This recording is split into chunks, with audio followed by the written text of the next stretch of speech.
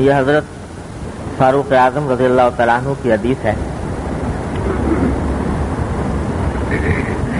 حضرت فاروق اعظم رضی اللہ تعالیٰ عنہ فرماتے ہیں کہ کان یعزل نفقۃ اہلہ سنۃ، کہ نبی کریم سرور دو عالم صلی اللہ علیہ وسلم اپنے اہل و عیال کا نفقہ 1 سال کا جدا کر لیتے تھے، الگ رکھ لیا کرتے تھے کہ یہ سال بھر اہل و عیال کے نفقے میں خرچ کیا جائے گا.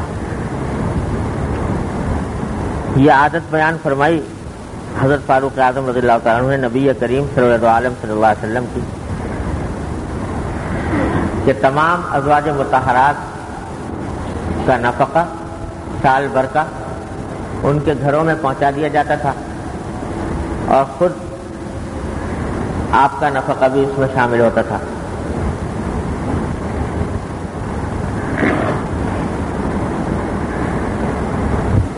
البتہ وہ ازواج مطہرات بھی نبی کریم صلی اللہ علیہ وسلم کے ازواج مطہرات تھیں، سال بھر کا پہنچ تو جاتا تھا لیکن صدقہ خیرات کثرت سے کرنے کا معمول تھا. اس واسطے یہ جو روایتوں میں آتا ہے کہ حضور اقدس صلی اللہ علیہ وسلم کے گھر میں بعض اوقات 3 مہینے تک آگ نہیں جلتی تھی. حضرت عائشہ صدیقہ رضی اللہ تعالیٰ عنہ فرماتی ہیں کہ بعض اوقات ایسا ہوتا تھا کہ ہم 3 متواتر چاند دیکھتے تھے اور اس پورے عرصے میں گھر کے اندر آگ نہیں جلی ہوتی تھی. تو جن صاحب سے یہ بیان فرما رہی تھی انہوں نے پوچھا کہ پھر آپ کا گزارا کس بات پر، کس چیز پر ہوتا تھا؟ تو جواب میں فرمایا کہ الاسودان التمر والماء، 2 ہی چیزوں پر گزارا ہوتا تھا، ایک کھجور ایک پانی. لیکن 3 مہینے تک آگ نہیں جلی. یہ بھی واقعات پیش آئے. یہ واقعات بھی پیش آئے کہ نبی کریم صلی اللہ علیہ وسلم نے پیٹ پر پتھر باندھے. یہ واقعات بھی پیش آئے کہ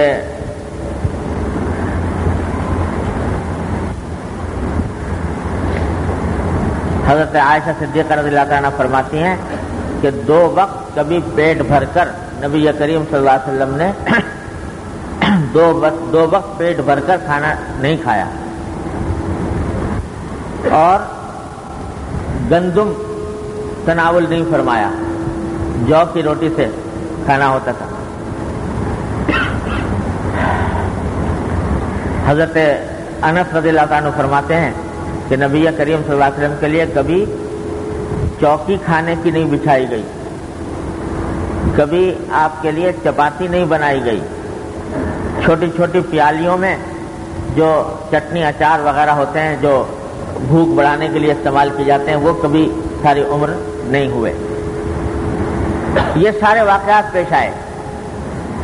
اس کے باوجود کہ یہاں فرمایا جا رہا ہے کہ سارے سال کا نفقہ اٹھا کر ایک طرف کر لیا جاتا. وہ اس وجہ سے کہ نفقہ تو سال بھر کا اکٹھا ہو گیا لیکن صدقہ خیرات کرنے کا معمول کثرت سے تھا، خود آپ کا بھی اور آپ کی ازواج مطہرات کا بھی. اس کی وجہ سے یہ حالات بھی پیش آتے تھے. تو اس طرح حضور اقدس صلی اللہ علیہ وسلم نے 2 مختلف اور متضاد پہلوؤں کو اپنی سنت قرار دے دیا. ایک طرف یہ تعلیم دے دی اپنے عمل سے کہ سال بھر کا نفقہ، سال بھر کا خرچہ اکٹھا کر لینا یہ کوئی شریعت کے خلاف یا توکل کے خلاف نہیں. یہ سمجھنا کہ سال بھر کا ہم اگر خرچہ اکٹھا جمع کریں گے تو یہ توکل کے خلاف ہو جائے گا، اللہ پر بھروسہ نہیں رہے گا، یہ بات صحیح نہیں. سال بھر کا اکٹھا اگر خرچہ اکٹھا جمع کر لے انسان تو حضرت نے پھر اس کے اوپر یہی تبصرہ فرمایا ہے کہ اس حدیث سے ثابت ہوا کہ کسی مصلحت سے بقدر ضرورت ذخیرہ رکھ لینا نہ توکل سے منافی ہے اور نہ کمال توکل کے. کمال توکل کا بھی منافی نہیں، کیونکہ حضور صلی اللہ علیہ وسلم کے کامل ہونے میں کسی کو بھی کلام نہیں. اگر کمال توکل کے خلاف ہوتا تو سرکار دو عالم صلی اللہ علیہ وسلم یہ کبھی نہ کرتے. آپ سے زیادہ کامل توکل رکھنے والا کون ہو؟ تو اس واسطے نہ توکل کے خلاف ہے نہ کمال توکل کے خلاف ہے، اور وہ مصلحت عام ہے، خواہ عیال کی ہو مصلحت ہو خواہ نفس کی مصلحت ہو۔ اس کے لیے اگر ذخیرہ کر کے رکھ لیا سال بھر کا تو یہ کوئی توکل کے خلاف نہیں۔ توکل در حقیقت یہ ہے کہ اللہ جل جلالہ پر بھروسہ ہو کہ اگرچہ میں اسباب اختیار کر رہا ہوں، اب اس واسطے کہ دنیا اللہ تعالیٰ نے عالم اسباب بنایا ہے، اس دنیا کو عالم اسباب بنایا ہے، اس لیے اسباب اختیار کر رہا ہوں، لیکن اسباب میں کچھ نہیں رکھا، بلکہ یہ اسباب اس وقت تک کارآمد نہیں جب تک مسبب یعنی اللہ تبارک و تعالی اس میں تاثیر پیدا نہ کرے۔ سال بھر کا نفقہ اٹھا کے رکھ لیا، پھر بھی بھروسہ اس سال بھر کے جمع شدہ اندوختے پر نہیں، بھروسہ اللہ ہی پر ہے۔ اپنی طرف سے جو تدبیر تھی وہ کر لی، سال بھر کا اٹھا کر رکھ لیا، لیکن کچھ بھروسہ نہیں سال بھر میں یہ کہیں ضائع ہو جائے، ہلاک ہو جائے، کیڑا لگ جائے، نقصان ہو جائے، چوری ہو جائے، ڈاکہ پڑ جائے، ہزار احتمال ہے۔ تو اپنی طرف سے تدبیر کر لی، لیکن بھروسہ اللہ پر ہے کہ اللہ تبارک و تعالیٰ ہی رزق دینے والا ہے، وہی کفالت کرنے والا ہے۔ تو اسباب کو اختیار کرنے کے ساتھ پھر اللہ پر بھروسہ رکھا جائے۔ یہاں پہلی بات تو یہ ہے کہ بعض اوقات یہ بھی مطلوب ہے دین کے اندر کہ انسان کا کہ دل کو اطمینان حاصل ہو، جمعیت خاطر، تشویش نہ ہو، پریشانی نہ ہو۔ لہذا طبیعتیں مختلف ہوتی ہیں، بعض طبیعتیں ایسی ہوتی ہیں کہ جن کو کچھ پرواہ نہیں ہوتی، جمع ہے کچھ نہیں ہے، ذخیرہ ہے کہ نہیں ہے، ان کے روزمرہ کے معمولات میں کام میں کوئی فرق نہیں آتا، اور بعض طبیعتیں ایسی ہوتی ہیں کہ ان کو ضرورت ہوتی ہے اس بات کی کہ جب تک ظاہری اسباب نظر نہ آ جائیں اس وقت تک پوری طرح اطمینان نہیں ہوتا، جمعیت خاطر نہیں ہوتا۔ میں نے اپنے والد ماجد قدس اللہ تعالیٰ صدرہ سے سنا، ایک بزرگ کا واقعہ بیان فرماتے تھے، بزرگ کا نام یاد نہیں رہا، بزرگ کا واقعہ بیان فرماتے تھے کہ وہ ایک دن بیٹھے ہوئے دعا کر رہے تھے کہ یا اللہ مجھے تو آپ سال بھر کا خرچہ اکٹھا ایک مرتبہ دے دیجیے، سال بھر کا خرچہ اکٹھا ایک مرتبہ دے دیجیے، یہ دعا خوب مانگ رہے تھے بڑے گڑ گڑا کے۔ پھر صاحب کشف تو الہام ہوا کہ کیا تمہیں ہمارے اوپر بھروسہ نہیں جو یہ سال بھر کا اکٹھا مانگ رہے ہو؟ ارے بھائی آج کا مانگو، کل کا کل کو دیکھا جائے گا، تو اکٹھا سال بھر کا کیوں مانگ رہے ہیں؟ ہمارے اوپر بھروسہ نہیں؟ تو جواب دیا کہ یا اللہ میاں بھروسہ تو ہے آپ کی ذات پر، لیکن یہ کمبخت شیطان جو ہے یہ ہر وقت مجھے بہکاتا رہتا ہے کہ کل کو کیا کھائے گا، پرسوں کو کیا کھائے گا، اور اولاد کو کیا کھلائے گا۔ تو اس واسطے یہ دل میں تشویش پیدا کرتا رہتا ہے، پریشانی پیدا کرتا رہتا ہے۔ تو میں چاہتا ہوں کہ ایک مرتبہ تشویش رفع ہو جائے، جب وہ دل میں بات ڈالے گا کہ کل کو کیا کھلائے گا، اشارہ کر دوں گا دیکھیے رکھا ہے، تو جب اشارہ کر دوں گا تو اب اس کے بعد پھر اس کے جو تشویش کرنے کا ڈالنے کا دل میں قوت ہے وہ ختم ہو جائے گی۔ تو اس واسطے مانگ رہا ہوں تو اکٹھا دے دیجیے۔ اللہ تعالیٰ نے کہا جاؤ لو اکٹھا لے لو۔ تو کیونکہ نیت درست ہے، نیت یہ کہ جمعیت خاطر ہو، دل مطمئن رہے۔ جب انسان کا اطمینان ہو جائے اور اطمینان کے بعد پھر اپنا کام کے اندر اس کو شرح صدر بھی حاصل ہوتا ہے، تقویت بھی ہوتی ہے، جمعیت خاطر بھی ہوتی ہے، اور یہ جمعیت خاطر اس طریق میں بڑی نعمت ہے۔ دل کا پرسکون رہنا، تشویش سے محفوظ رہنا، یہ اس طریق میں بڑی نعمت ہے۔ کیوں؟ اس واسطے کہ اس طریق کا حاصل ہے اللہ جل جلالہ کے ساتھ تعلق قائم ہو جانا، اور اللہ تبارک و تعالیٰ کی یاد کا دل میں بس جانا، کہ ہر وقت دل جو ہے وہ اللہ جل جلالہ کی طرف لگا ہوا، یہ ہے جمعیت خاطر۔ اور یہ جو پیچھے تشویشات آتی رہتی ہیں، یہ جمعیت خاطر کو، ہم جیسے کمزور لوگوں کی جمعیت خاطر کو خراب کرتی ہیں۔ تو اس واسطے جمعیت خاطر جو ہے وہ پھر عبادت میں بھی کہ اس عبادت میں بھی آدمی کو اطمینان حاصل نہیں ہوتا، ذکر میں بھی اطمینان حاصل نہیں ہوتا، جبکہ اس طریق کا حاصل ہے، مقصد ہے اللہ تبارک و تعالیٰ کے ساتھ دل کا جڑ جانا، کہ جب خاموش بیٹھا ہے انسان، تنہائی میں بیٹھا ہے، اس وقت بھی دل لگا ہوا ہے اللہ تبارک و تعالیٰ کا، قلب ذکر میں مشغول ہے۔ کیونکہ ایک حدیث ہے، عجیب غریب حدیث ہے، جس میں نبی کریم صلی اللہ علیہ وسلم نے فرمایا کہ شیطان جو ہے وہ انسان کے قلب کی تاک میں رہتا ہے، دل کی تاک میں رہتا ہے۔ تو اگر لفظ یہ ہے کہ فَإِذَا ذَكَرَ اللَّهَ خَنَسَ وَإِذَا غَفَلَ وَسْوَسَ، کہ جب اللہ تبارک و تعالیٰ کو یاد کر رہا ہوتا ہے، اللہ تعالیٰ کا ذکر کر رہا ہوتا ہے، اللہ تعالیٰ کی طرف دھیان ہوتا ہے، تو یہ شیطان بھاگ جاتا ہے، اور جب غفلت میں ہوتا ہے تو غفلت کی حالت میں وسوسے ڈالتا ہے۔ تو اس حدیث سے معلوم ہوتا ہے کہ دو حال سے انسان خالی نہیں ہو سکتا، یا تو اس کا دل مشغول ہوگا اللہ تعالیٰ کے ذکر میں، یا پھر مشغول ہوگا شیطانی وساوس میں، تیسرا حال نہیں، یا اللہ کے ذکر میں مشغول ہوگا یا شیطانی وساوس سے مشغول ہوگا۔ اگر اللہ کے ذکر میں مشغول نہیں ہے تو شیطان طرح طرح کے وسوسے دل میں ڈالتا رہے گا۔ لہذا شیطانی وساوس سے بچنے کا راستہ ہے اللہ تبارک و تعالیٰ کا ذکر، اور اللہ تعالیٰ کا ذکر یہ عام ہے، چاہے زبان سے ہو، چاہے دل سے ہو، چاہے تسبیح کی شکل میں ہو، چاہے نماز کی شکل میں ہو، چاہے صدقہ خیرات کی شکل میں ہو، چاہے کسی اور طاعت کی شکل میں ہو،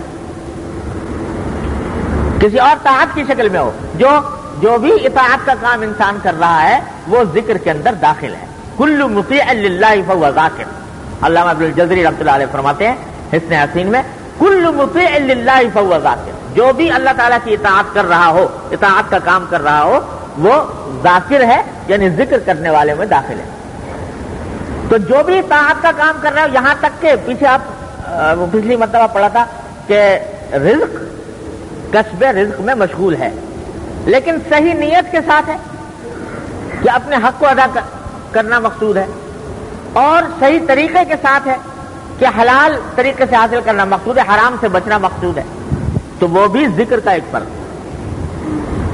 تو جتنی بھی اطاعات ہیں وہ ساری کی ساری ذکر کا فرض ہیں، یا تو انسان اس میں مشغول رہے گا، یا پھر اگر اس میں مشغول نہیں رہتا، اپنے قلب کو اس میں مشغول نہیں کرتا، تو پھر شیطانی وساوس کا شکار ہوگا، وسوسے دل میں ڈالے گا شیطان۔ اس لیے کہتے ہیں جمعیت خاطر، کہ دل کو اللہ کے لیے فارغ رکھو۔ میرے والد ماجد قصر اللہ تعالیٰ سے ایک مرتبہ سنا رہے تھے کہ میں ایک مرتبہ حضرت حکیم الامت مولانا تھانوی قصر اللہ تعالیٰ سے کے ساتھ جا رہا تھا خانقاہ سے گھر کی طرف۔ حضرت جب خانقاہ سے گھر تشریف لے جاتے تھے تو عام تو ہدایت یہ تھی کہ کوئی آدمی ساتھ نہ چلے، ساتھ چلنا منع تھا کسی کا، اس واسطے کہ حضرت یہ جو پیروں کی ہیئت ہوتی ہے نا، کہ پیر صاحب جا رہے ہیں تو ایک خلقت دائیں اور بائیں اور آگے اور پیچھے ان کے ساتھ چل رہی ہے، تو اس ادا کو حضرت پسند نہیں فرماتے کہ صاحب یہ پیر بنے ہوئے ہیں اور لوگ دائیں بائیں چل رہے ہیں۔ اس لیے عام طور سے ممانعت تھی کہ جب میں جاؤں اٹھ کے جتنا کچھ بات کرنی ہو پہلے بات کر لو، باقی پھر جب میں جانے لگوں تو میرے ساتھ دائیں بائیں نہ چلو، مجھے تنہا جانے دو۔ یہ بھی ہدایت تھی کہ کوئی میرا سامان نہ اٹھائے، جو میں لے کے جا رہا ہوں سامان نہ اٹھائے، جو سامان میرے ہاتھ میں ہے میں خود لے کے جاؤں گا، کوئی آدمی آگے بڑھ کے اس کو اٹھانے کی۔ وجہ یہ ہے کہ حضرت فرماتے تھے کہ بھائی میں تو خادم ہوں، مخدومیت سے مجھے کیا کام، میں تو خادم ہوں۔ اس واسطے یہ کہ صاحب کچھ مریدین جو ہیں آگے چل رہے ہیں، کوئی پیچھے چل رہے ہیں، کوئی دائیں چل رہے ہیں، کوئی بائیں چل رہے ہیں، کوئی سامان اٹھا رہا ہے، کوئی، یہ حضرت کو یہ بات پسند نہیں تھی۔ عام آدمی کی طرح جس طرح جاتے ہیں اس طریقے سے جایا کرتے تھے، لیکن کبھی کبھی کوئی خاص حضرت کے جو خصوصی خدام تھے جو حضرت کے مزاج شناس تھے، کبھی کی ضرورت سے کوئی ساتھ ہو گیا تو منع بھی نہیں فرماتے تھے ایسے موقع پر۔ تو حضرت والد صاحب رحمۃ اللہ علیہ کو سے خاص تعلق تھا، تو فرمانے لگے کہ میں ایک دن ساتھ چلا حضرت کے خانقاہ سے گھر کی طرف. چلتے چلتے میں نے دیکھا کہ اچانک حضرت نے جیب سے ایک کاغذ نکالا اور کاغذ نکال کے اس کے اوپر کچھ تحریر فرمایا, لکھا اور لکھ کر پھر جیب میں ڈال لیا. پھر فرمانے لگے, جب میں نے دیکھا یہ سب منظر تو پھر فرمانے لگے, بھائی تم نے دیکھا مولوی شفیع صاحب یہ میں نے کیا کیا؟ حضرت والد صاحب فرماتے ہیں میں نے عرض کیا حضرت بیان فرما دیں, سمجھ میں نہیں آئی بات. کہا کہ مجھے ایک کام یاد آیا تھا کہ وہ کام کرنا ہے, تو اس کا دل پر بوجھ تھا تو میں نے وہ لکھ لیا کاغذ پر. تو دل کا بوجھ جو ہے وہ کاغذ پر منتقل کر دیا. دل میں ایک بوجھ تھا کہ فلاں کام کرنا ہے, تو وہ دل کا بوجھ اٹھا کر کاغذ پر منتقل کر دیا. اب الحمدللہ دل فارغ ہے. تو فرمایا کہ ارے بھائی یہ دل تو حقیقت میں ایک ہی چیز کے لیے ہے, اور وہ ہے اللہ تبارک و تعالیٰ کا ذکر.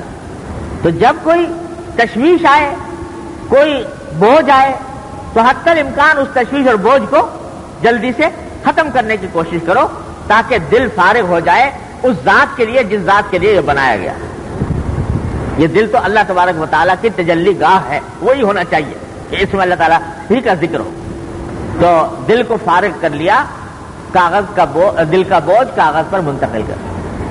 اور پھر فرمایا کہ بس کوشش یہ کرو کہ دل میں ادھر ادھر کے جو تشویشات ہیں وہ نہ ہوں, بس وہ ایک کام میں مشغول رہے جس کام کے لیے وہ پیدا کیا گیا. تو یہ ہے جمعیت خاطر کا حصول. اللہ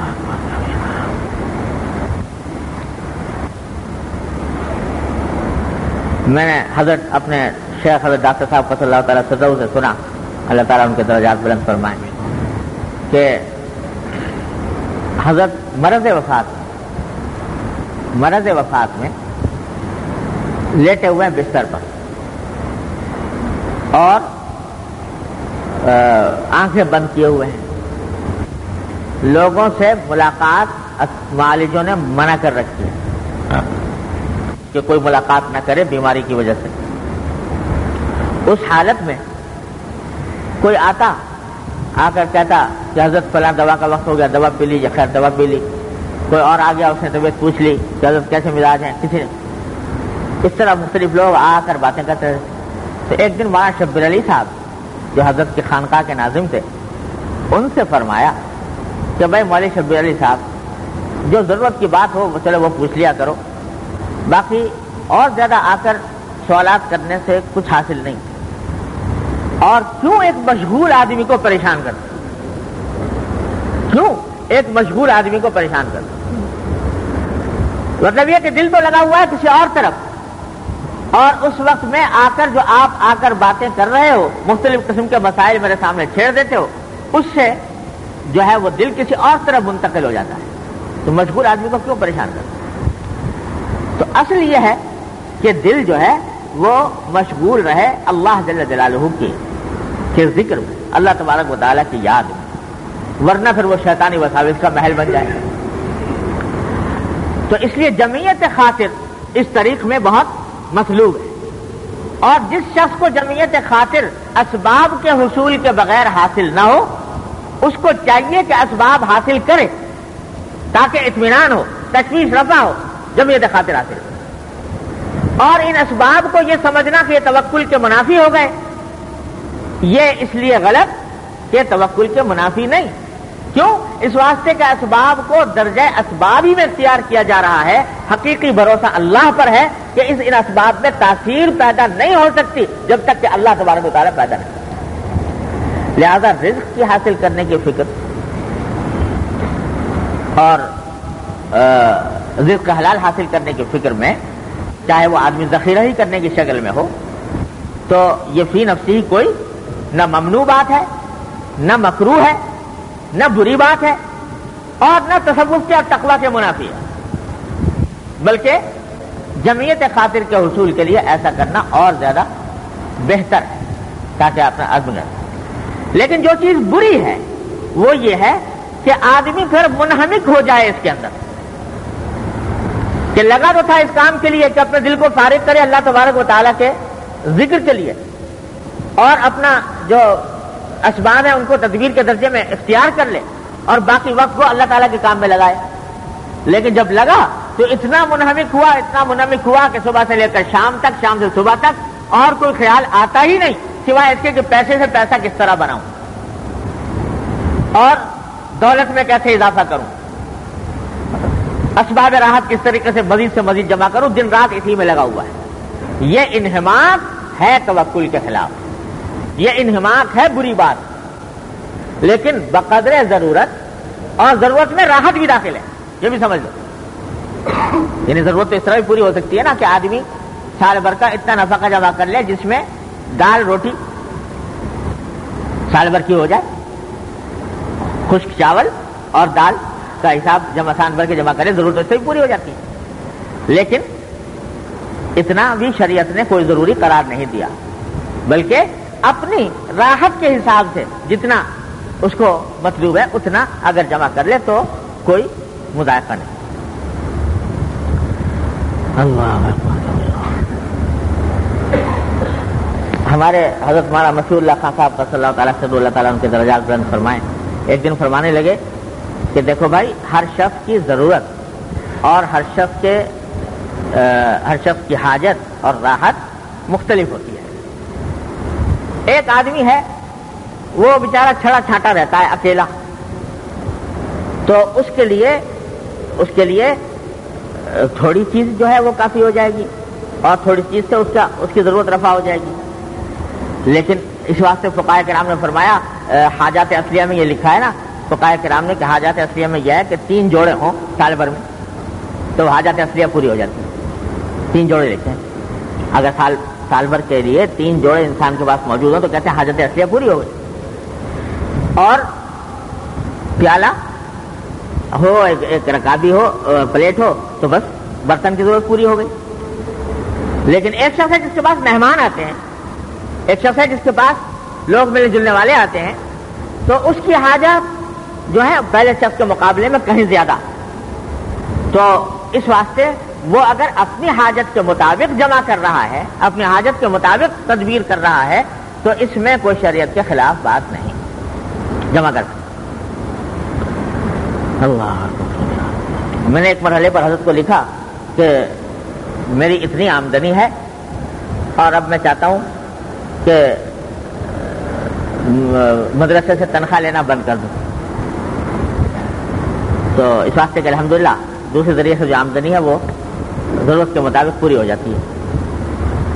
تو حضرت نے اس کے اوپر لکیر کھینچ کر لکھا کہ یہ آپ کی ضرورت کے لیے یہ آپ کی ضرورت کو پورا کرنے والی مقدار نہیں ہے، لہذا لیں اور البتہ جو بچ جائے وہ مدرسے میں داخل کر دیں اپنی طرف.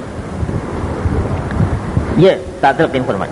خیر کیا یہ رہا تھا کہ اپنی ضرورت کے مطابق ہر انسان جو اس کی ضرورت حاجت ہو اس کے مطابق جو کچھ جمع کرے وہ شریعت میں ناپسندیدہ بھی نہیں، مکروہ بھی نہیں، تصوف کے بھی خلاف نہیں، طریقت کے بھی خلاف نہیں، تقویٰ کے بھی خلاف نہیں.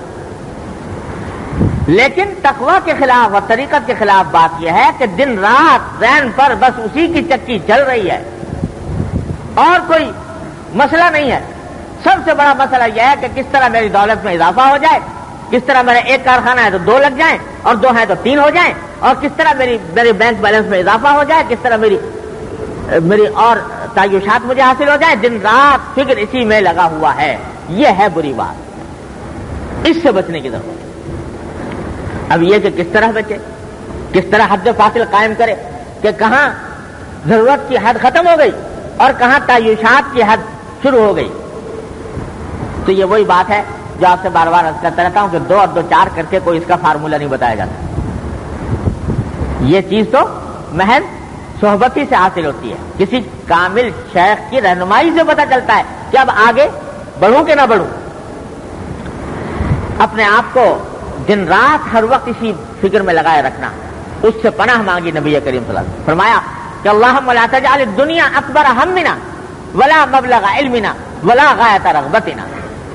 یا اللہ ایسا نہ ہو کہ دنیا ہی کا خیال ہمارے تمام خیالات پر غالب آ جائے सबसे बड़ी धुन, सबसे बड़ी फिक्र ये दुनिया की बन जाए कि दुनिया किस तरह हासिल हो, पैसे कहां से हासिल हो। वला मबलगा इल्मिना, और ना ऐसा हो कि सारा मालूमात जो है बस दुनिया ही के अंदर जाकर महदूद हो गई हैं बस। और वला गायत रग़बतिना, और हमारी पसंद और हमारी रग़बत और हमारे शौक का मरकज दुनिया ही बन जाए। हर वक्त उसी के ख्याल आ रहे हैं, हर वक्त उसी की फिक्र में पड़ा हुआ है। यह है बुरी बात और इससे बचने की जरूरत। तो देखो कैसी मुतदिल तालीम है शरीयत कि हमारी जरूरत को कहीं रोका नहीं और जरूरत ही नहीं राहत को भी नहीं रोका, लेकिन साथ में ये कह रहे हैं कि इसको आगे बढ़ाकर अपने ऊपर मुसल्लत मत होने दो। तदबीर इसलिए करो ताकि ज़हन फारिग हो जाए, दिल फारिग हो जाए, अल्लाह के लिए फारिग हो जाए।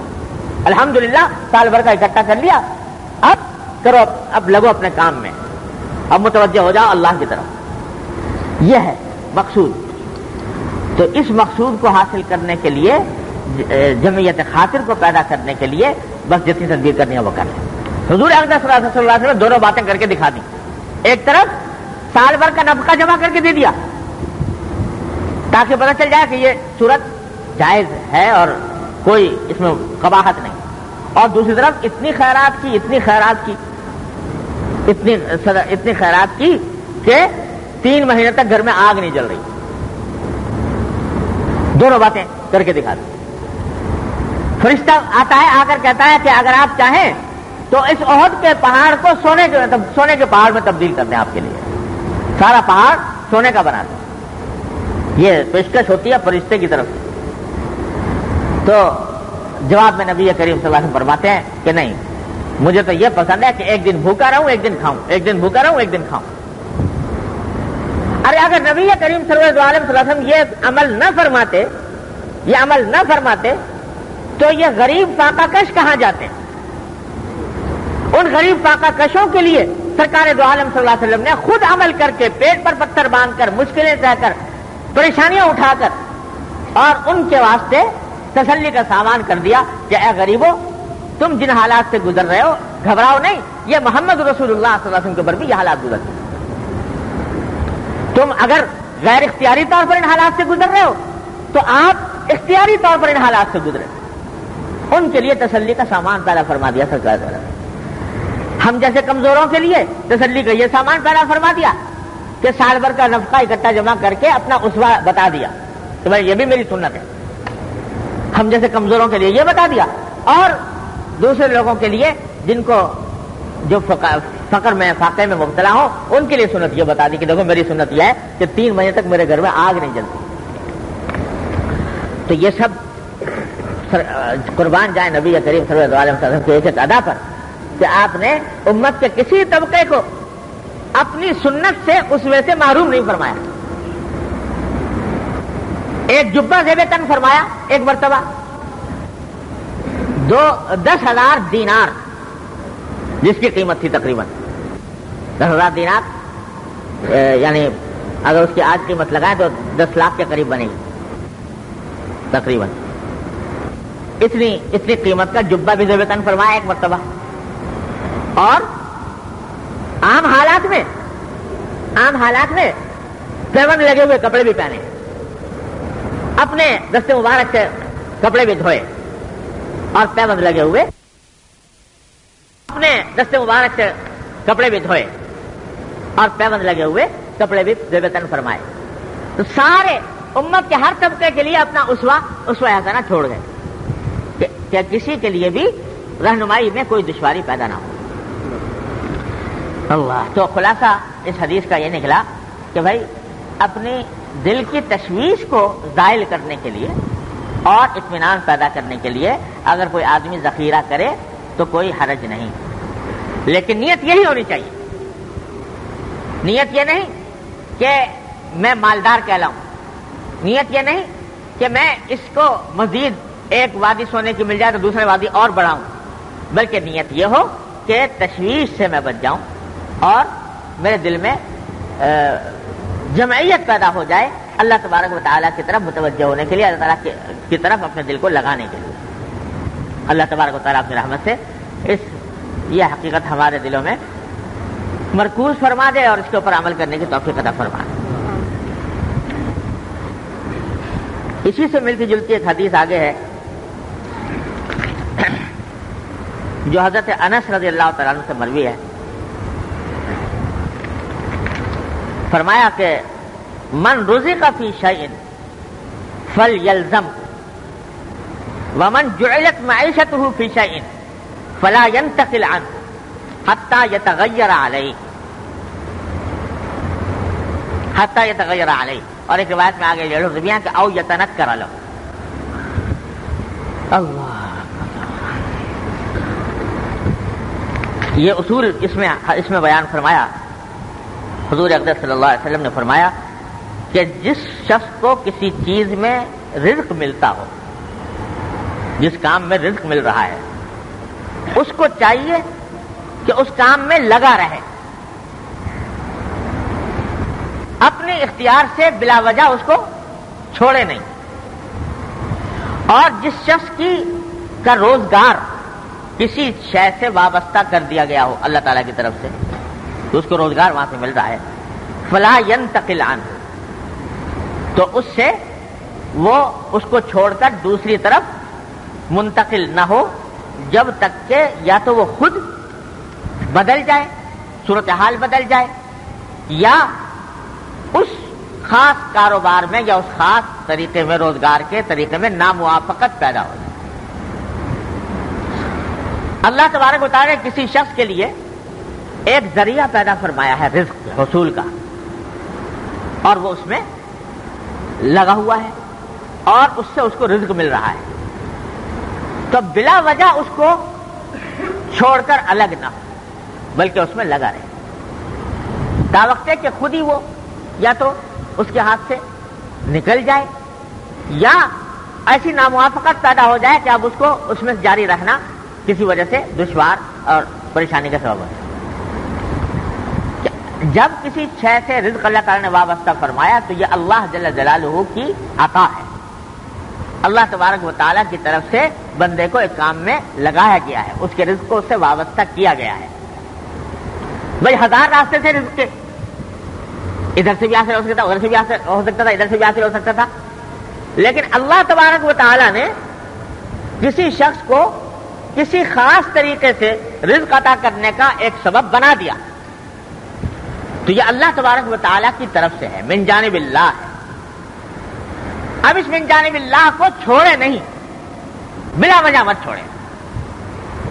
دیکھو اللہ تعالیٰ نے عجیب نظام بنایا اس دنیا کا، روزگار کا بھی، معیشت کا بھی. نحن قسمنا بینہم معیشتہم فی الحیات الدنیا، ہم نے تقسیم کی ہے یہ معیشت. کس طرح کی ہے کہ کسی کے دل میں حاجت پیدا کی ہے اور کسی کے دل میں اس حاجت کو پورا کرنے کے لیے ایک راستہ پیدا کیا ہے.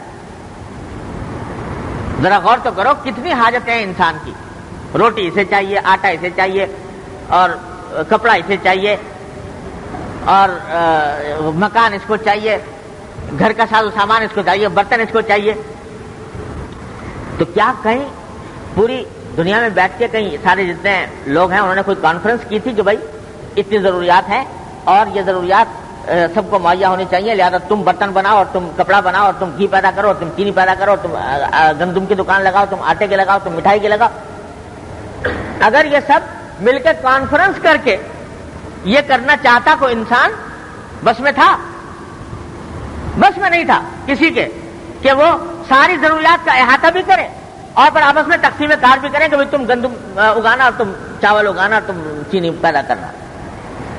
یہ تو اللہ جل جلالہ کی قائم کیا ہوا نظام ہے کہ ایک کے دل میں یہ ڈال دیا کہ تم گندم اگاؤ، ایک کے دل میں یہ ڈال دیا تم آٹا کی چکی لگاؤ، ایک کے دل میں ڈال دیا کہ تم چاول پیدا کرو، ایک کے دل میں ڈال دیا تم گھی کی دکان لگاؤ.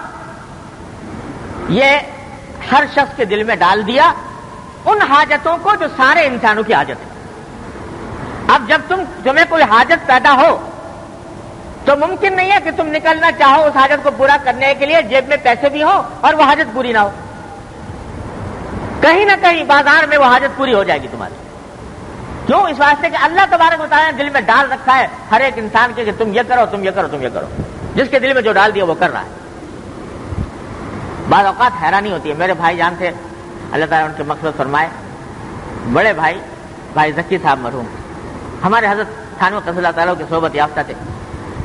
ایک دن وہ فرمانے لگے کہ بعض اوقات تجارت میں اللہ تعالیٰ ایسے ایسے منظر دکھاتا ہے کہ اللہ تعالیٰ کی رزاقی اور ربوبیت کے آگے انسان سجدہ ریز ہوئے بغیر رہ نہیں سکتا. فرمانے لگے کہ ایک ان کی دکان تھی کتابیں بھی دینی کتابیں کہ دینی کتابوں کی دکان لاہور میں تھی. تو فرمانے لگے کہ ایک مرتبہ ایسا ہوا کہ صبح کو جب دکان جانے کا وقت ہوا شدید بارش شروع ہو گئی, تیز بارش. تو دل میں یہ آیا کہ ایسی تیز بارش ہو رہی ہے, اس میں سارا کاروبار سب نظام زندگی تلپٹ ہے, تو ایسے میں دکان جا کے کیا کروں گا؟ کون گاہک اس وقت دکان پر کتاب لینے آئے گا؟ اول تو بارش میں لوگ گھر سے نکلتے نہیں, نکلے تو کوئی بہت ہی شدید ضرورت ہے تو نکل آئے. اور کتاب تو ایسی فالتو چیز ہے کہ نہ یہ اس سے بھوک مٹے نہ اس سے کوئی اور ضرورت پوری ہو. جب ساری دنیا کی ضروریات پوری ہو جائیں تب جا کے آدمی کو کتاب کا خیال آتا ہے. تو ایسے میں جا کے کیا وہاں پر بیٹھوں گا, کون گاہک آئے گا اور کون کتاب خریدے گا؟ ایسے دل میں یہ خیال آیا. لیکن فرمانے لگے کہ ساتھ ہی دل میں یہ آیا کہ بھائی میں نے تو یہ طریقہ اختیار کیا ہے روزگار کا, تو رزق حاصل کرنے کے لیے اللہ تعالیٰ نے اس کو میرے ذریعہ بنایا. تو میرا کام یہ ہے کہ میں جاؤں, جا کے بیٹھوں, کوئی گاہک آئے کہ نہ آئے. جب اللہ تعالیٰ نے اس کو میرے لیے رزق کا ذریعہ بنا دیا تو میرا کام یہ ہے کہ میں اپنا ہاتھ پاؤں ماروں اور ہاتھ پاؤں مار کے وہاں جا کے بیٹھوں اور کوئی گاہک آئے کہ نہ آئے. تو یہ جب خیال آیا تو میں چھتری لگا کے اور چلا گیا جا کے دکان کھولی, دکان میں بیٹھ گیا. لیکن یہ خیال تھا کہ بھائی آئے گا بظاہر کوئی نہیں, کیونکہ ایسے میں کون کتاب, اور کتاب بھی دینی کتاب, اس کو کون خریدنے آئے گا ایسی بارش میں؟ آج کہتے ہیں بیٹھ کے میں تلاوت شروع کر کہ بھائی وقت. اب تھوڑی دیر بعد کیا دیکھتا ہوں کہ جناب لوگ جو ہے برساتی ڈال کے اپنے اوپر اور آ رہے ہیں جناب, اور کتاب خرید, کتاب بھی ایسی جس کی کوئی وقتی ضرورت بظاہر نظر نہیں آتی, لیکن خریدنے آ رہا ہے کتاب. اور جتنی بکری اور دنوں میں ہوتی تھی تقریباً اتنی ہی بکری اس دن بھی ہوئی, اس بارش میں بھی. تو میں سوچنے لگا کہ یا اللہ, یہ عقل سے اگر سوچے کوئی انسان تو کوئی بات عقل سے سمجھ میں نہیں آتی کہ اس تیز بارش میں, آندھی میں, طوفان میں کون دکان پر کتاب خریدنے آئے گا. لیکن اللہ تبارک و تعالیٰ نے ان کے دل میں ڈالا کہ وہ چل کے آئیں, میرے دل میں ڈالا کہ میں چل کر دکان پہ جاؤں, اور دونوں کی اس خواہش کو, مجھے ضرورت تھی پیسے کی اور اس کو ضرورت ہوگی کتاب کی, تو دونوں کے دل میں بات ڈال دی, آ کر وہاں پر جمع ہو گیا اور اس کو کتاب مل گئی, مجھے پیسے مل گئے. نحنو قسمنا بینہم معیشتہم فی الحیاۃ الدنیا. یہ ہے نظام جو اللہ تبارک و تعالیٰ نے بنایا ہے. کوئی شخص چاہے کہ میں اپنے منصوبے سے بنا لوں, کانفرنس کر کے بنا لوں, اجتماع کر کے بنا لوں, باہمی منصوبہ بندی سے بنا لوں, تو کبھی ساری عمر نہیں کر سکتا. سارا نظام اللہ تعالیٰ نے اس طرح بنا. میرے والد ماجد رحمۃ اللہ علیہ فرماتے تھے کہ ذرا سوچو تو صحیح, یہ جو سارے انسان رات میں سوتے ہیں, دن میں کام کرتے ہیں. جعلنا النہار معاشا وجعلنا نومکم سباتا. دن کے وقت میں کام کرتے ہیں اور رات کے وقت میں سوتے ہیں, اور رات میں نیند آتی ہے, دن میں آتی بھی نہیں. تو یہ کیا ہوا تھا, کیسے کوئی کانفرنس ہوئی تھی ساری دنیا میں, انٹرنیشنل کانفرنس, جس نے آپس میں یہ طے کیا کہ بھئی دن کے وقت میں کام کیا کریں گے اور رات کے وقت میں سویا کریں گے. یہ کیسے ہو گیا؟ اگر یہ نہ ہوتا, اللہ تبارک و تعالیٰ نے دل میں ڈالا ہر ایک انسان کے کہ رات کو سو اور دن میں کام کرو, ورنہ ہو سکتا ہے اس کے برعکس دل میں آ جاتا. کسی نے کہا بھائی میں تو صبح کو کروں گا, کسی نے کہا میں شام کو کروں گا, کسی نے کہا میں صبح کو سوؤں گا, کسی نے کہا شام کو سوؤں گا. اب ایک آدمی سونا چاہ رہا ہے, دوسرا ٹھک ٹھک کر رہا ہے, اس کے سر کے اوپر نیند نہیں آتی. تو آپس میں اگر باہمی منصوبہ بندی سے یہ کام کرنا چاہتے تو کبھی نہ ہو سکتا. یہ اللہ جل جلالہ نے ہر ایک کے دل میں ڈال دیا ہے, اور اس طرح ڈال دیا کہ ساری دنیا اس پر متفق ہو گئی. فطرت کا ایک تقاضا بنا دیا کہ رات کے وقت میں سو اور دن کے وقت میں جاؤ. اسی طرح تقسیم کر دی معیشت. تو اب جب تمہیں کسی کام میں لگایا گیا, تمہارا رزق کسی ایک راستے میں وابستہ کیا گیا, تو تو یہ خود سے نہیں ہو گیا، کسی کرنے والے نے کیا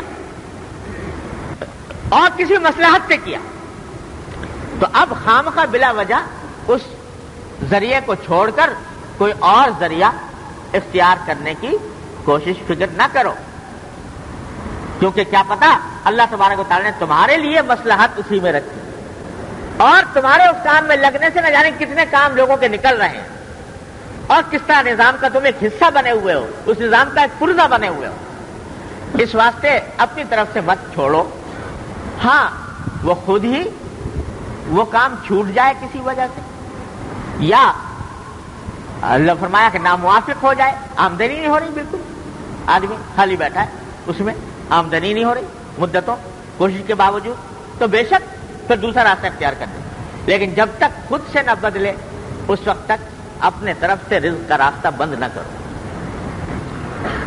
اللہ اکبر، یہ تو ہے رزق کی بات۔ اس واسطے تو فرمایا جو رزق کا دروازہ اللہ تعالیٰ نے کھولا ہے اس کو اپنے ہاتھ سے بند مت کرو۔ اللہ، ہمارے حضرت شعر پڑھا کرتے تھے کہ چیزیں کے بے طلب رسدا دادا خدا، اورا تو رد مکن کہ فرشتہ دے خدا۔ جب اللہ تعالیٰ کی طرف سے کوئی بے طلب کوئی چیز ملے تو اس کو اللہ کی طرف سے من جانب اللہ سمجھ کر اس کو رد نہ کرو کہ وہ اللہ کی بھیجی ہوئی ہے۔ تو اللہ نے تمہارا رزق جس سے وابستہ کیا ہے اس سے لگے رہو، لپٹے رہو، جب تک کہ حالات بالکل ہی نہ بدل جائیں۔ یہ تو رزق کی بات۔ حضرت اس کے تحت فرماتے ہیں، حضرت حکیم الامت قضا رسول اللہ اس حدیث کو نقل کر کے فرماتے ہیں کہ اہل طریق نے اسی پر تمام معاملات کو جو اللہ تعالیٰ کی طرف سے بندے کے ساتھ واقع ہوتے ہیں قیاس کیا ہے، جن کی معرفت، بصیرت اور فراست خصوصیات واقعات سے ہو جاتی ہے۔ اس معرفت کے بعد وہ ان میں تغیر و تبدل از خود نہیں کرتے، اور یہ امر قوم کے نزدیک مثل بدیہیات کے بلکہ مثل محسوسات کے ہے جس کی وہ اپنے احوال میں رعایت رکھتے ہیں۔ کہ یہ حدیث میں براہ راست جو بات فرمائی گئی ہے وہ تو ہے رزق سے متعلق، کہ رزق کا ایک راستہ اللہ نے کھولا ہے تم اس کو بند نہ کرو، لیکن جو صوفیاء کرام ہیں وہ اسی حدیث سے یہ مسئلہ بھی نکالتے ہیں کہ اللہ تبارک و تعالی نے کسی بندے کے ساتھ جو بھی معاملہ کر رکھا ہے، رزقی میں نہیں، علم میں، مخلوق خدا کے ساتھ تعلقات میں یا اور کسی معاملے میں اللہ تعالیٰ نے ایک معاملہ کر رکھا ہے، تو اس کو اپنی طرف سے بدلنے کی کوشش نہ کریں، اپنی طرف سے نہ بدلیں، بلکہ اس پر قائم رہیں۔ یہ جو حضرت عثمان غنی رضی اللہ تعالیٰ عنہ کا واقعہ آتا ہے کہ حضرت عثمان رضی اللہ تعالیٰ عنہ کے خلاف ایک طوفان کھڑا ہوا آخری دور میں، کیوں؟ خود وجہ بھی بیان فرمائی کہ خود نبی کریم سرور دو عالم صلی اللہ علیہ وسلم نے فرمایا تھا کہ اللہ تعالیٰ تم کو ایک قمیص پہنائیں گے اور تم اپنے اختیار سے اس قمیص کو مت اتارنا۔ تو یہ خلافت اللہ تبارک و تعالیٰ نے مجھے قمیص پہنائی ہے تو میں اپنے اختیار سے نہیں اتاروں گا، نہ تو خلافت چھوڑی، اور اگر چاہتے تو بہرحال خلیفہ تھے، امیر المومنین تھے، فوج تھی، لشکر تھا، اس سے مقابلہ کرتے باغیوں کا، اور باغیوں کا قلع کما کر سکتے تھے، لیکن فرمایا کہ دوسری طرف چونکہ باغی اور حملہ کرنے والے یہ بھی مسلمان ہیں، تو میں نہیں چاہتا کہ مسلمانوں کے اوپر تلوار اٹھانے والا پہلا شخص میں بنوں، میری تلوار مسلمانوں کے اوپر کے خلاف اٹھے، یہ بھی نہیں چاہتا۔ نہ خلافت چھوڑی، نہ باغیوں کا مقابلہ کیا، نتیجہ یہ کہ اپنے گھر میں محصور ہو کر بیٹھے، یہاں تک کہ جان افریقے سے بود کر اتنی مظلومانہ شہادت ہوئی ہے کہ جس کا کوئی حساب نہیں، اس حالت میں شہید فرمائے گئے، شہادت قبول کر لی، جان دینا گوارا کر لیا، لیکن خلافت نہیں چھوڑی، کہ اللہ تبارک و تعالیٰ نے یہ وہی بات ہے جو جس کی طرف حضرت اشارہ فرمایا کہ جب اللہ تبارک و تعالیٰ نے کسی کے ساتھ کوئی معاملہ فرمایا، رزق کرنا صحیح، خدمت دین کا ایک راستہ کسی شخص کے لیے اللہ تعالیٰ نے تجویز فرما دیا، اس کی طلب کے بغیر ملا، وہ طلب کے بغیر ملا، اور وہ خدمت دین کا راستہ اللہ تعالیٰ نے اس کو دے دیا، اب بلا وجہ اس کو ترک نہ کرے، کیونکہ اسی کے اندر برکت ہے، اسی کے اندر نور ہے، اسی کے اندر اللہ تبارک و تعالیٰ کی طرف سے خیر ہے۔ تو جتنے بھی احوال یا معاملات کسی بھی اہل طریق کے ساتھ اللہ تعالیٰ کے ہوتے ہیں، ان کو اپنے حال پر چھوڑیں، اللہ تبارک و تعالیٰ کے اوپر چھوڑے کہ اس نے دیا ہے تو بس یہ اس کا انعام ہے۔ اللہ اکبر کبیرہ۔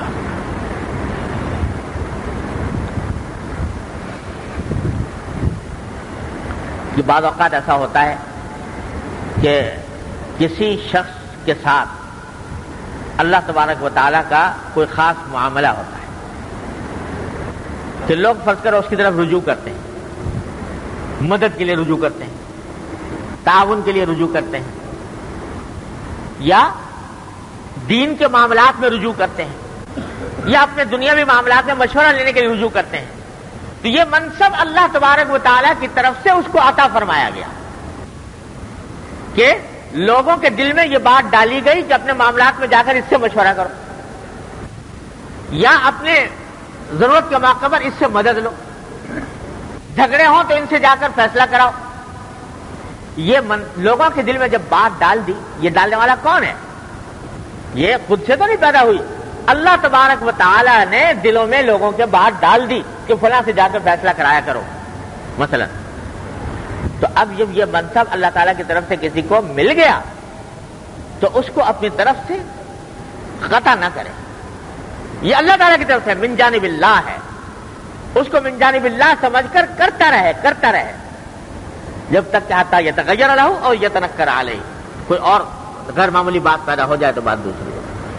لہذا بعض لوگ جو اپنے گھرانوں میں، خاندانوں میں کسی کو اللہ تعالیٰ یہ مقام بخش دیتا ہے کہ جہاں گھر میں کوئی مسئلہ خاندان میں پیدا ہوا، لوگ اس کے گھر پہ جاتے ہیں، اس سے جا کے مشورہ کرتے ہیں۔ بعض اوقات وہ گھبراتا ہے تو بھائی سارے دنیا بھر کی اللہ بلا میرے سر آ کر ڈالی جاتی ہے، تو فرمایا کہ یہ گھبرانے کی بات نہیں، یہ لوگوں کے دلوں میں جو بات ڈالی گئی ہے یہ اللہ تبارک و تعالیٰ کی طرف سے ہونے کی دلیل ہے۔ زبان خلق کو نقار خدا سمجھو، بجا کہے جسے عالم اسے بجا سمجھو، زبان خلق کو نقار خدا سمجھو۔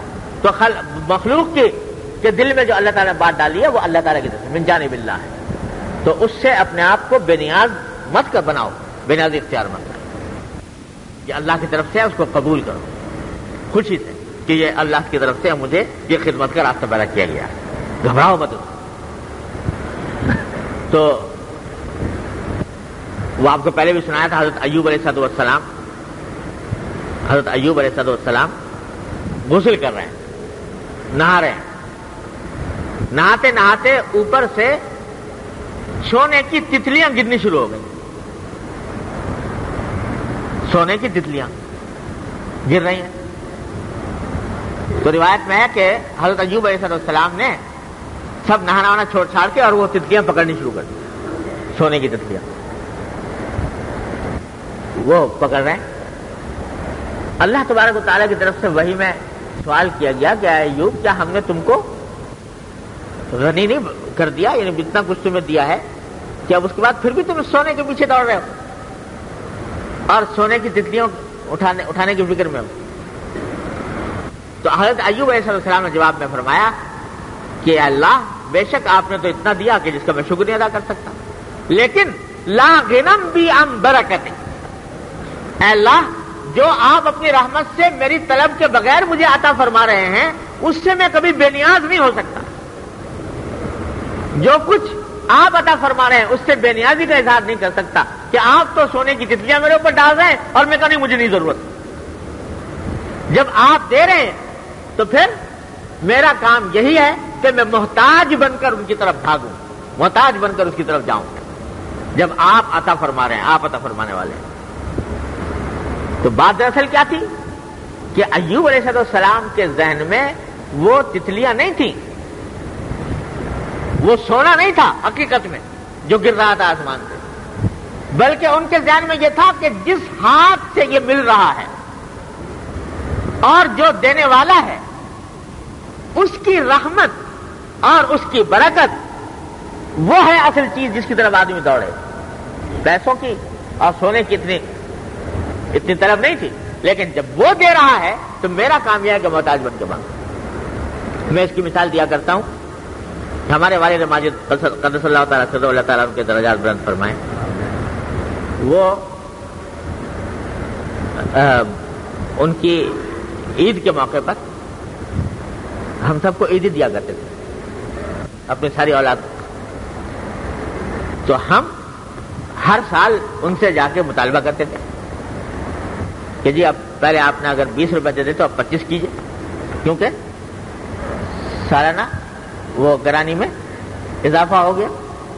تو 20 کے 25 مانگے، 25 کے 30 مانگے، 30 کے 35 مانگے، یہاں تک کہ ہر سال ہو گیا بھائی تم چور ڈاکو لوگ ہو، تم آ کر ہر مرتبہ یہ مطالبہ کرتے ہو.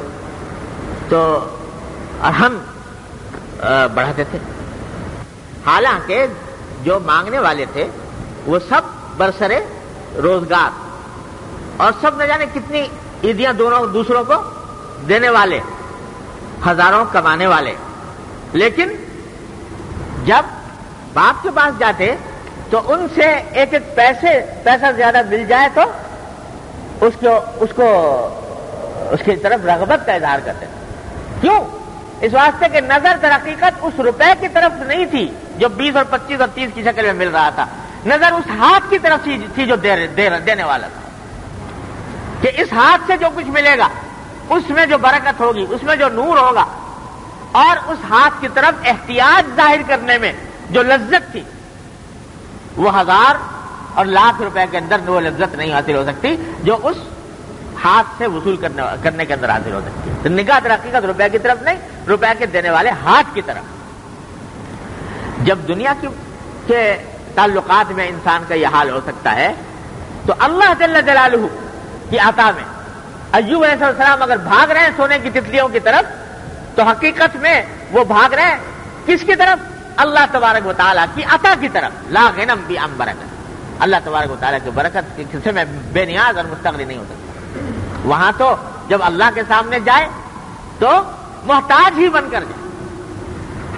میں نے اپنی طرف سے تو مانگی نہیں تھی کہ سونے کی تتلیوں کے پیچھے میں ویسے بھاگ رہا ہوں کہ بھائی کہیں سے تجارت کی، کہیں سے زراعت کی، اوپر سے آ رہی ہے تو ظاہر ہے کوئی اور دینے والا نہیں ہے سوائے آپ کے.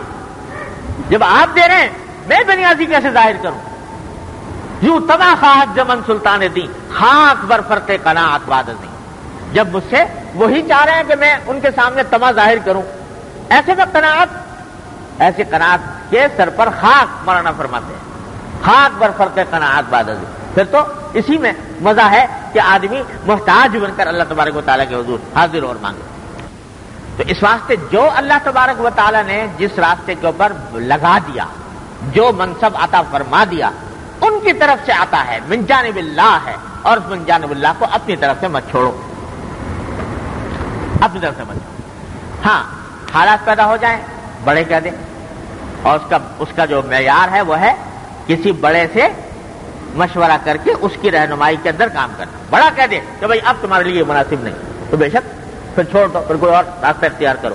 لیکن جب تک یہ نہ ہو تو اللہ تبارک و تعالیٰ کے خلاصہ یہ نکلا کہ اپنی کسی خاص طلب کے بغیر جو چیز ملے اللہ کی طرف من جانب اللہ تو اس کی ناقدری مت کرو. چیزیں کہ بے طلب رسد ہاں داد ہے خدا، پورا تو رد مکن کہ فرستاد ہے خدا، اللہ تعالیٰ کی طرف سے بھیجی ہوئی ہے، اس کو رد مت کرو. اللہ بچائے بعض اوقات اس کا انجام بڑا خراب ہو جاتا ہے. اللہ تعالیٰ کی طرف سے عطا ہوئی اور بندے نے بے نیازی کا اظہار کیا، الیاذ باللہ،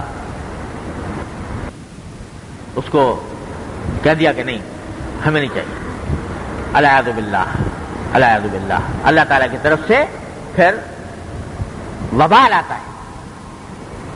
تو اس لیے بے طلب جو چیزیں اللہ تعالیٰ کی طرف سے آتی ہیں یا خدا ساز اسباب کے تحت آتی ہیں جن کا پہلے وہم و گمان ہی نہیں تھا، تو بشرطے کے حلال ہوں، حلال اور جائز ہوں، تو پھر ان کی طرف ان کو من جانب اللہ سمجھ کر اس میں لگا لینا چاہیے.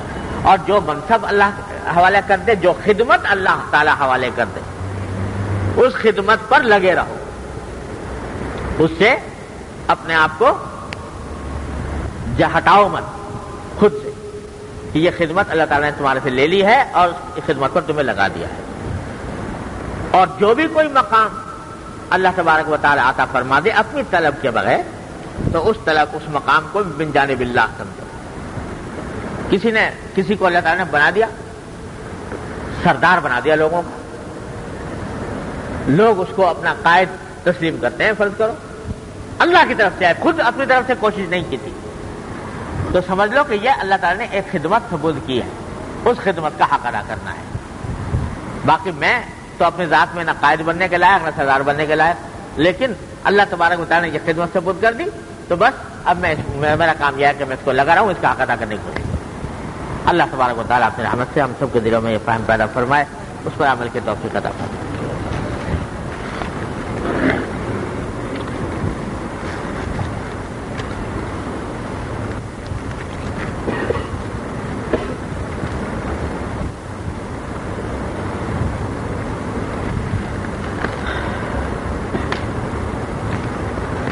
دعا فرما لے بھائی، اللہم صلی علی سیدنا مولانا محمد وعلی آل محمد کما صلیت علی ابراہیم وعلی آل ابراہیم انک حمید مجید۔ ربنا ظلمنا انفسنا وان لم تغفر لنا وترحمنا لنکونن من الخاسرین۔